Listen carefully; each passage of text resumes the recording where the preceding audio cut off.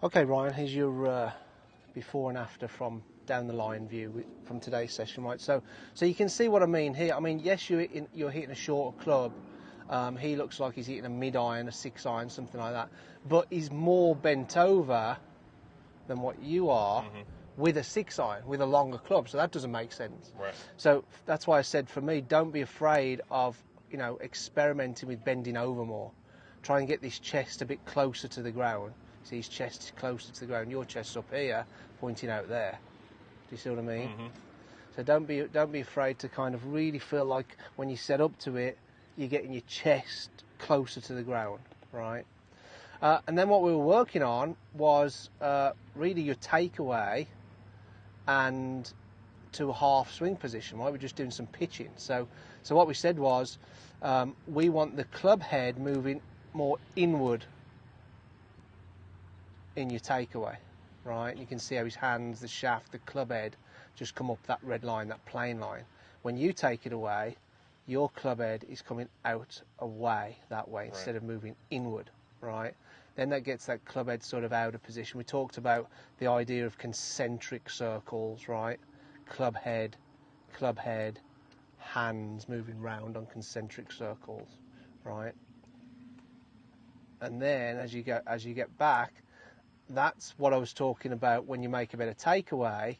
Now the club head, you see, if you just carry on going round, let the club head now get behind your hands, right, and stop halfway there.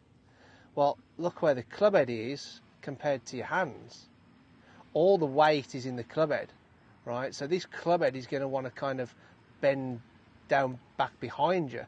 So when we put your right hand on properly, and particularly that trigger finger, the first pad of your trigger finger to the side of the grip, you're able to get that position easier, right? Easier, right? And you can see how from your takeaway, how you go into a very upright, steep position. So you're never going to build up these feelings that the good players generate in their swing, right? That's a big one. Just letting that club head, just getting that club head there behind your hands, so that the shaft is at that angle, kind of parallel with the shaft line, the red line, but the weight of the club head is behind your hand, so you can feel it in the first pad of that trigger finger, right? So when you start moving the club head inward more, and that's why we've got the sticks on the ground, right? That yellow stick on the ground there is for the club head.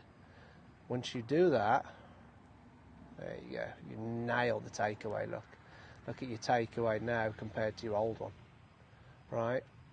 So that's so much better.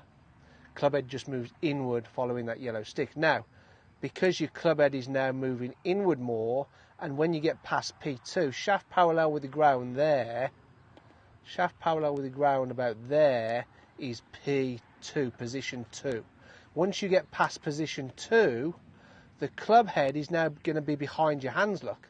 The club head's now behind your hands, behind your hands, behind your hands. What I'm saying is, once it gets behind your hands there, just stop. Just stop and allow the feeling of the club head being behind your hands. The club head, the weight of the club head wants to kind of go that way. And if you've got your right hand on the trigger finger, you're going to feel that pressure in that first pad of that trigger finger there. And just stop there. You know, part of your practice is building up your awareness, right?